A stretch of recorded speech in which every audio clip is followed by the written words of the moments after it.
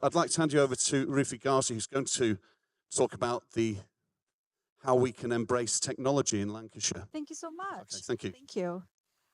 Thanks, everyone.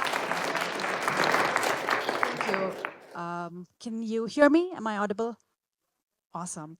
So I'm going to start with an anecdote that I thought is really cool, just to set the pace. So in 2023, the world heard what Paul McCartney called the last Beatles song, and it's called Now and Then. A song that was impossible to complete until AI was able to separate John Lennon's vocals from an old demo tape and then finish the track with the band members that are still alive. So this wasn't technology really replacing human creativity. It was doing something profoundly human that would otherwise have not been able to do if this technology didn't exist. So this tension between technology being as an enabler versus to it replacing human creativity is what is defining the moment that we are in right now. So, good afternoon, everyone. My name is Rufy Ghazi. I am a music tech and research executive. I've been working in the industry for about a decade now. I specialize in product management. I work with a lot of music tech startups, and I do a lot of research work. Plus, I'm a DJ, so my life literally revolves around music, and I'm guessing yours does as well. It's first of all, it's a real pleasure to be here. I'm based in London, and I always love to go out to places that are outside of London because London could sometimes, like, it gets way too much attention. So I'm always keen to see what's happening outside of London in UK as well. So it's really great to be here. And so nice to meet some interesting people. I hope I can chat a bit more about what I do with some of you later as well.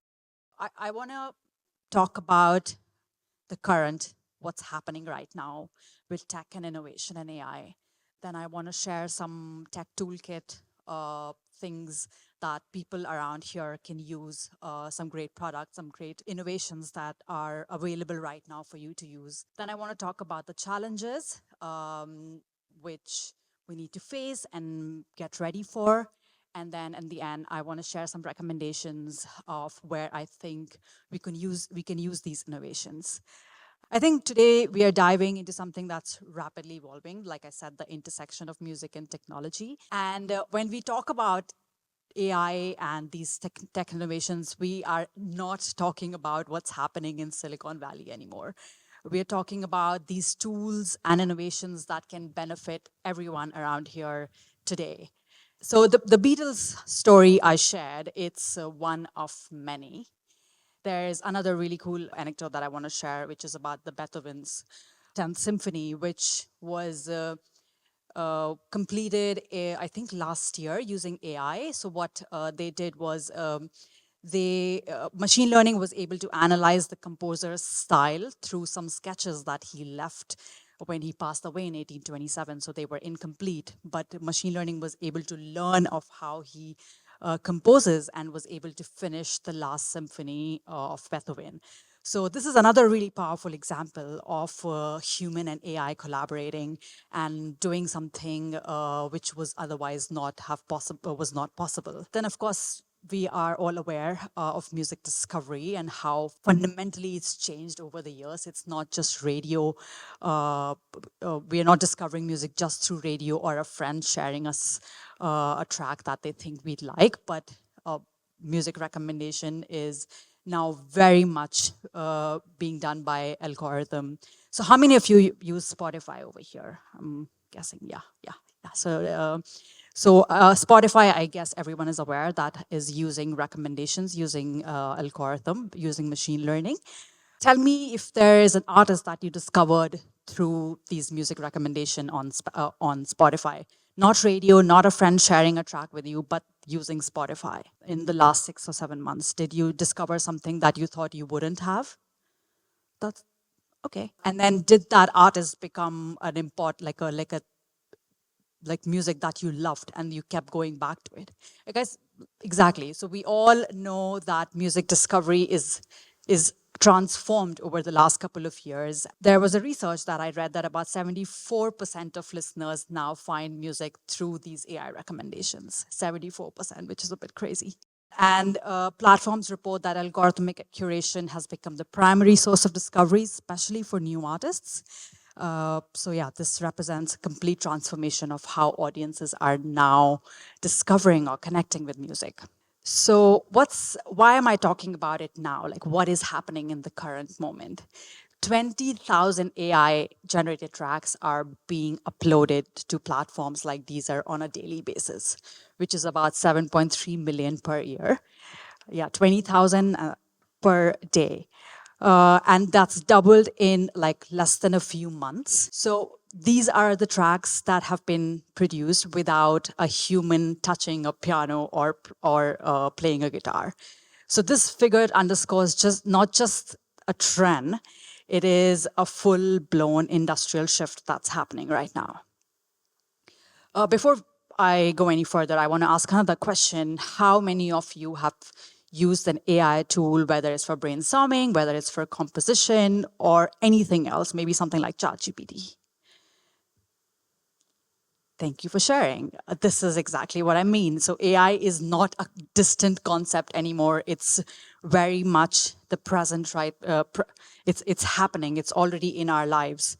So the question isn't just how tech innovations are impacting music. The question is whether we are going to shape how we use it, how we develop it, or can we let it shape us? So that's the question, because it's not a distant concept anymore like it was maybe 6 years back. So according to industry data, AI music market is projected to reach 16 billion by 2028.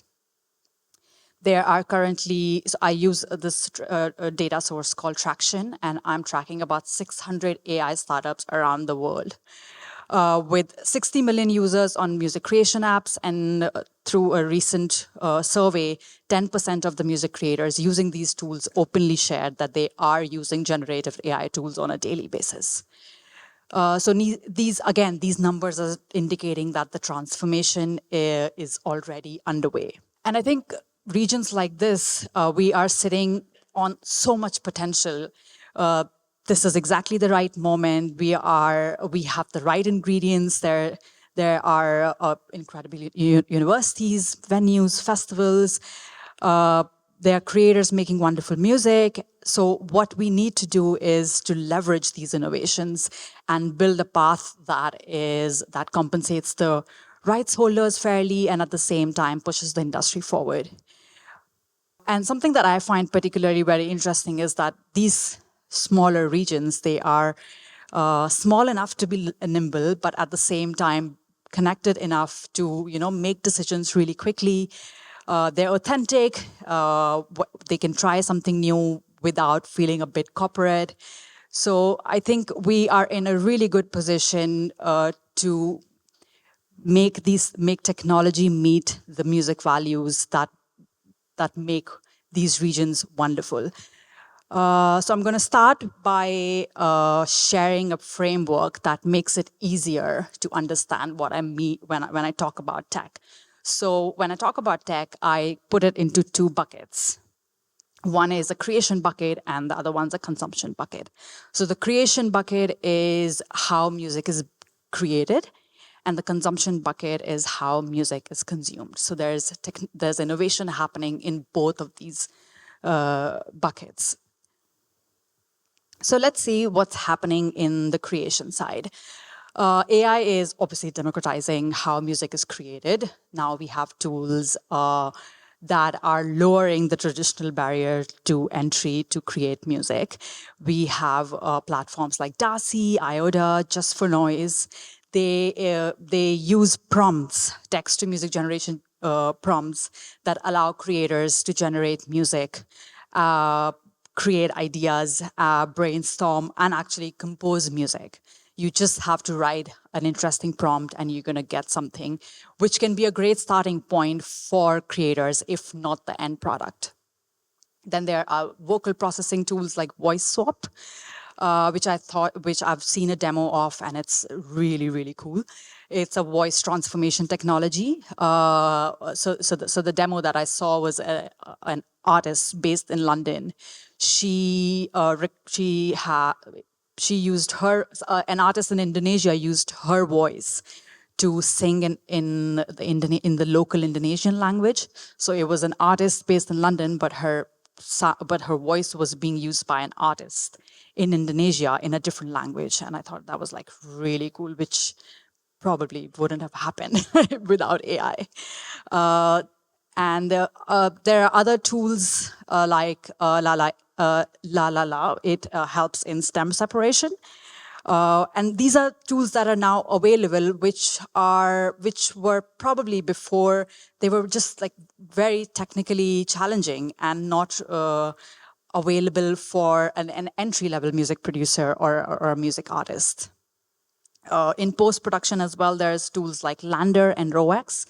They help with professional grade mastering and mixing. Anyone can use it. Otherwise, back in the day, like the studio costs were quite high, but now you can access professional mastering and mixing. Just anyone, just an entry-level artist who probably has financial challenges can just use these and produce a track that sounds really, really good. Moving on to what's happening on the consumption side, the distribution and marketing landscape has been transformed by AI powered platforms. There are tools like Symphony, OS, and Even that allow independent artists to run really sophisticated marketing campaigns with data-driven targeting, which was previously only available for large major labels. On fan engagement, I think fan engagement is a buzzword at the moment. There are tools like Planet.fans, there's Melomonic. These enable direct artist to fan relationship.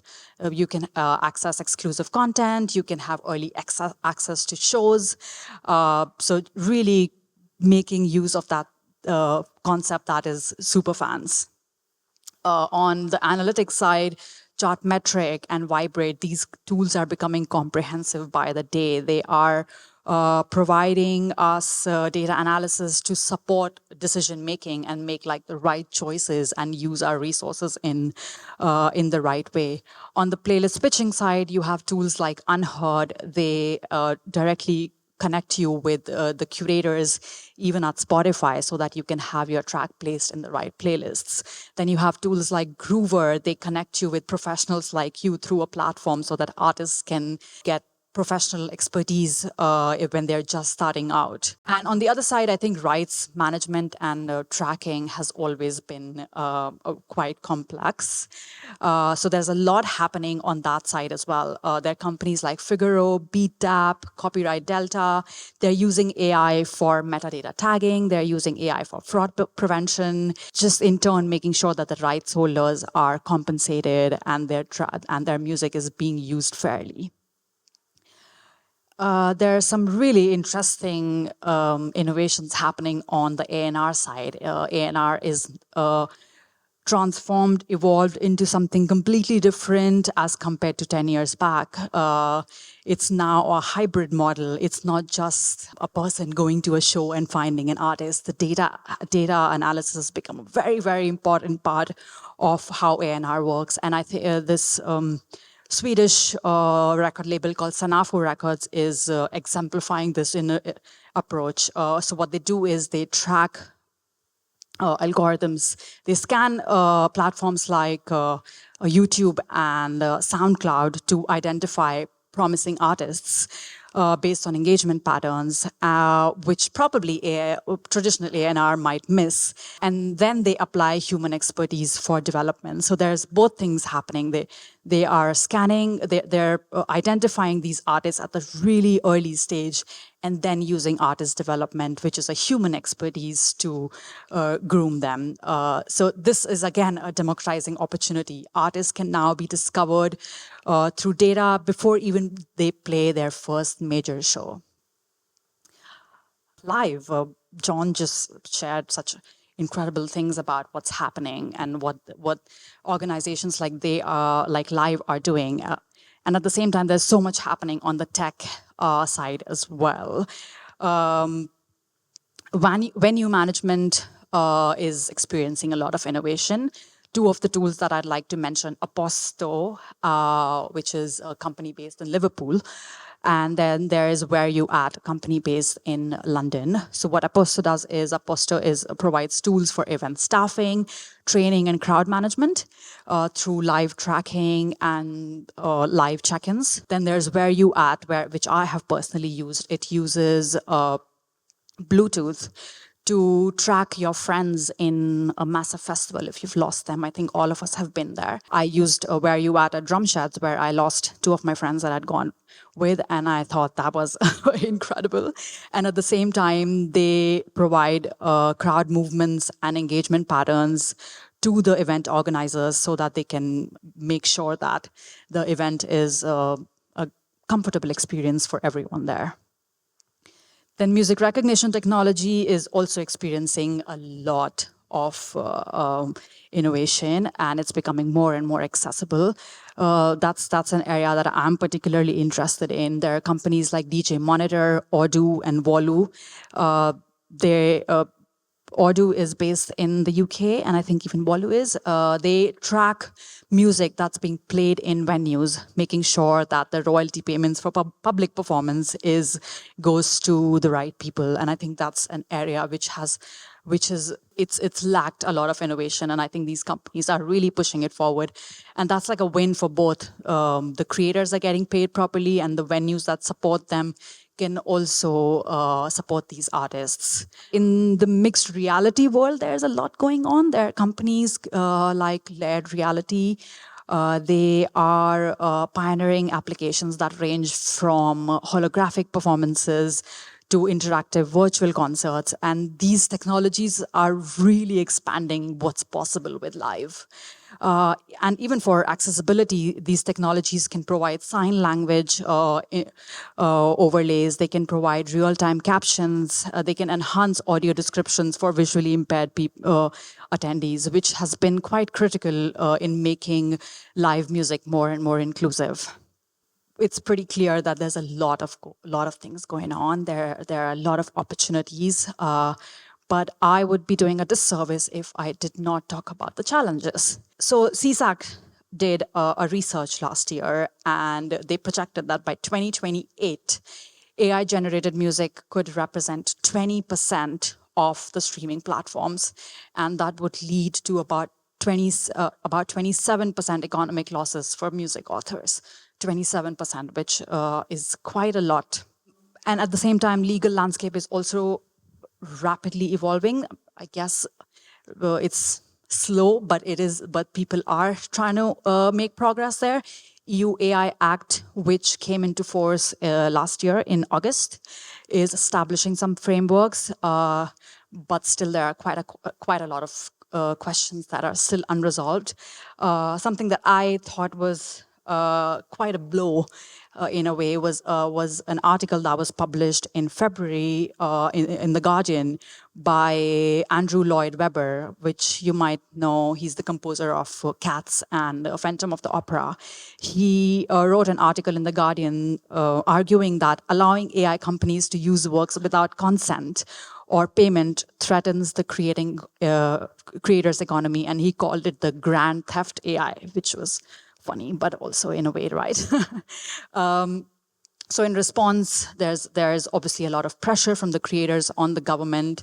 So UK government has released new guidelines in March this year, outlining how AI companies should respect, but still a lot of things are still unclear, and there's a lot more pressure being built on them. There's also other challenges. Apart from copyright, there are challenges around environment, there's challenges around cultural homogenization. Training AI models requires a lot of energy. It causes an environmental concern. Then there's cultural consideration that include a risk of homogenization, where AI systems might favor mainstream musical patterns over diverse or experimental approaches. There's also a lot of concern around the cultural bias related to ethnicity and color. So these issues have a profound impact on artists and rights holders, and it's really important of how we think about protecting these our creators, and but at the same time, still pushing the industry forward, still fostering innovations. It is quite a tricky balance, but these are the things that we need to be thinking about right now. So in response, there are some things, some good things happening. There's a company called Fairly Trained, which is providing certificates to companies that are ethically training their models. And that's becoming a norm in the industry as we go forward. And I think that is a way in the right direction. There's an example that I want to share, which I thought was interesting. I was in Denmark speaking at a conference last month. It's called Spot. It happens in a city called Aarhus, which is the second largest city after Copenhagen in Denmark. And what I experienced there was that it's such a community-driven city, the industry, just the overall industry in Denmark as well. They approach music innovation in a very friendly way, I would say. They have they have something called Sound Hub Denmark, which brings students, startups, and established musicians all in one place and collaborating and generating some great ideas. And I thought that was so the industry is small enough, and maybe that's why they can collaborate on that kind of level. But at the same time, it just made me realize that there's still hope where these smaller regions can really become examples of how we treat this new technology. So with that, I want to share a few recommendations of how we can leverage tech and move forward with a more optimistic way, because at the moment there's a lot of questions, there are a lot of things that are unclear, but at the same time, we don't want to be lacking behind. We want to work with this technology and move forward. So the first one would be piloting AI tools with institutions like UCLan and venues and festivals to understand their practical applications. We don't have to deploy them in a major place right away. You can pilot these tools and experiment and see how it impacts you, if it's working or if it's not working. And I think digital literacy is the most important, in my opinion, over everything. I think the education system, they need to evolve, and they need to evolve fast. Every music course and every college should include how these AI tools work, the production, data analysis for music marketing. I'm not saying that we take away the traditional music knowledge. Of course, learning an instrument is important, training your ear is important. But at the same time, in this new age, digital literacy has to become the foundation. Then I think we need to also create local guidelines of how we want to approach AI. We have to talk about the concerns around copyright, environment, cultural preservation. These are the conversations that really need to happen in settings like these. Most of us are already using some kind of data-driven platforms, maybe Chartmetric or Vibrate. I think we should not give up on that. We should continue leveraging data to just make some right decisions and preserve our resources for important things. Sustainability is a big concern, and I think live music needs, anyone organizing a festival or an event need to think about sustainability. So like I've been talking, that there's a fundamental shift happening right now. And we really need to talk about technology and figure out how it's going to lead the future and how we are going to lead, how we want to work with it. And independent artists now have access to tools that were previously only available to major labels. So this traditional gatekeeping mechanisms it's been bypassed. So we need to really think about what we can do with that. So just to close, I want to say that this toolkit that I shared with you of creation and consumption, these are the current capabilities, and people are using them around the world in different artists, different venues, and I think we can also leverage them. So the question isn't whether these changes are coming, they're already here. The question is how music communities like this one choose to engage with them. You have a really strong foundation here, and I think with digital literacy and adoption of these tools strategically, we can really move forward. And the future of music is being written by the decisions that are being made today. So by understanding what's available and making informed choices about adoption, music communities can shape this future rather than simply react to it. Thank you.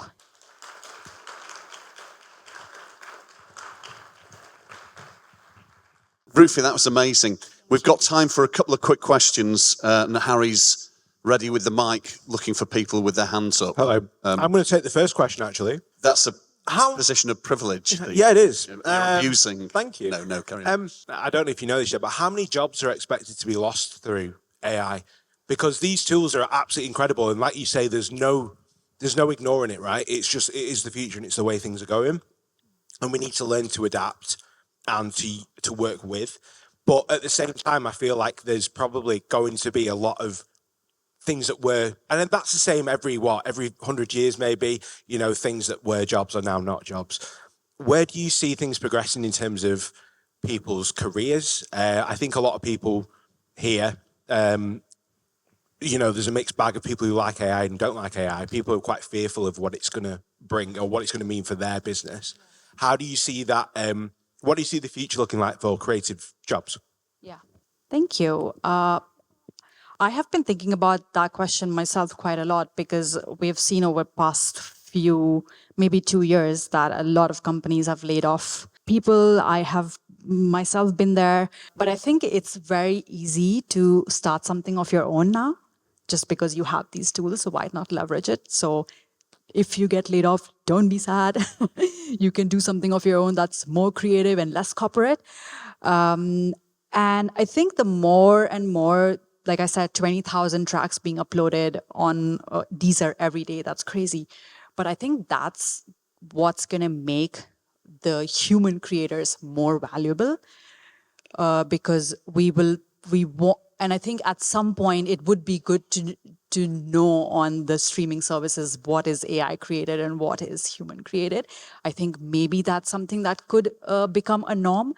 But because AI is becoming so prevalent, I think human creators will become more, like their value is just simply going to increase.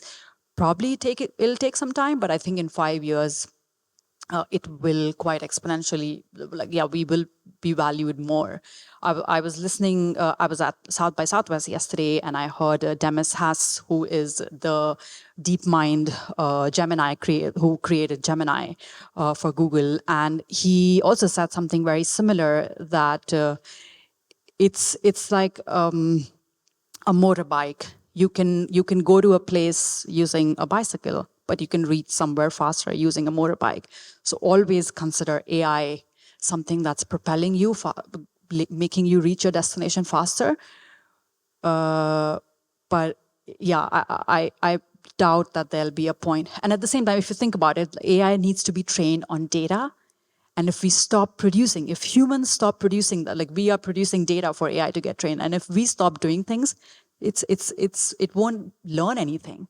So we need to keep creating. I look at it maybe a bit, maybe I'm delusional, I don't know. Maybe I look at it too positively, but I don't think, I think our value is only going to increase. I think you have to look at it from your perspective, because like you say, it's coming and you can't stop it.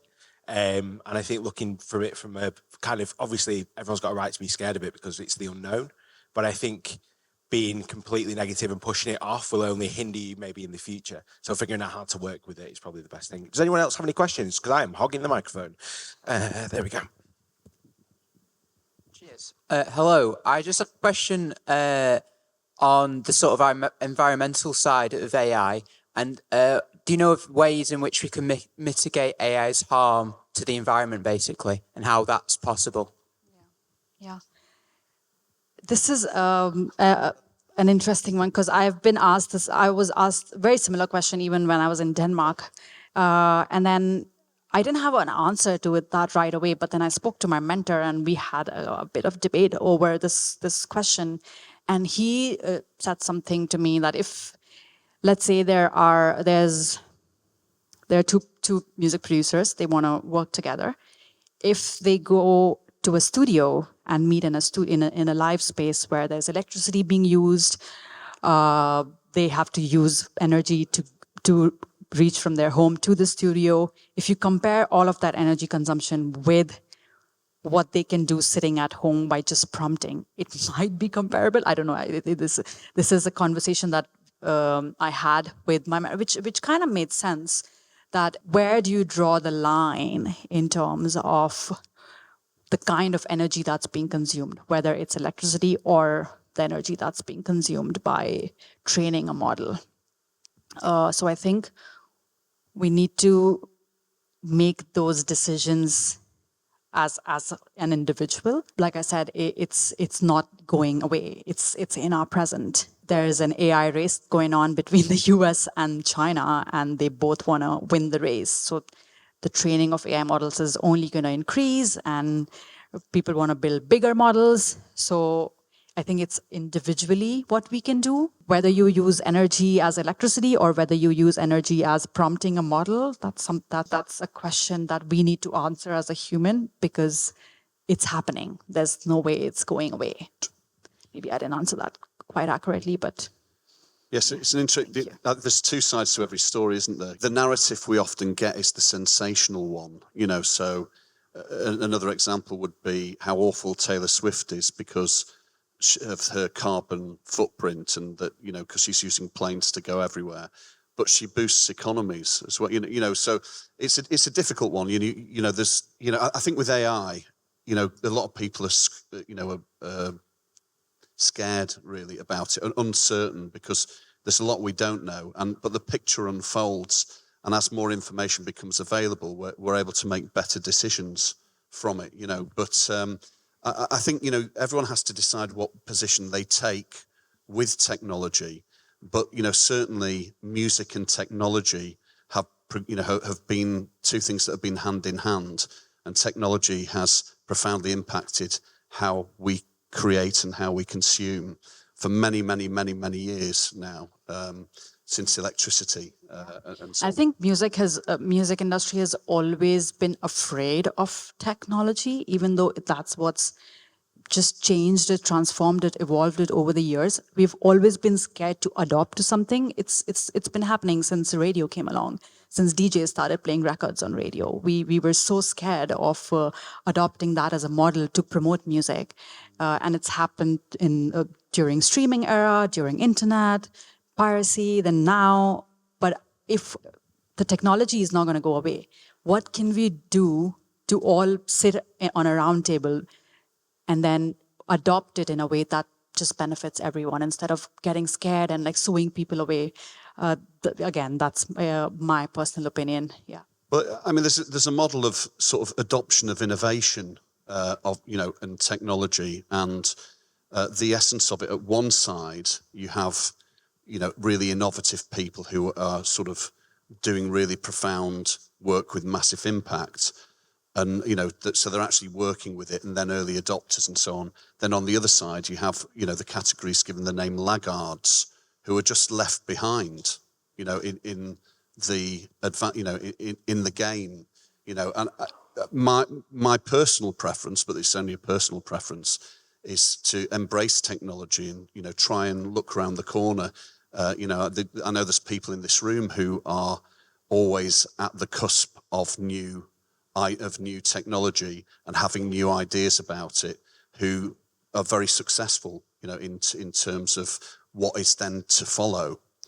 So I think, you know, my position is, you know, it's a difficult thing, and who really is an expert, you know, on this subject is something it's almost impossible to be an expert on, because it's always changing and it's always new. But I think, you know, it's a really important conversation that we have, and that we continue to develop it, which is what is our position with technology. I see it as a place where we can gain advantage, which is why I was super keen to get Rufy to come and talk about these things. So thank you, Rufy. Thank you. Thank you. And if you...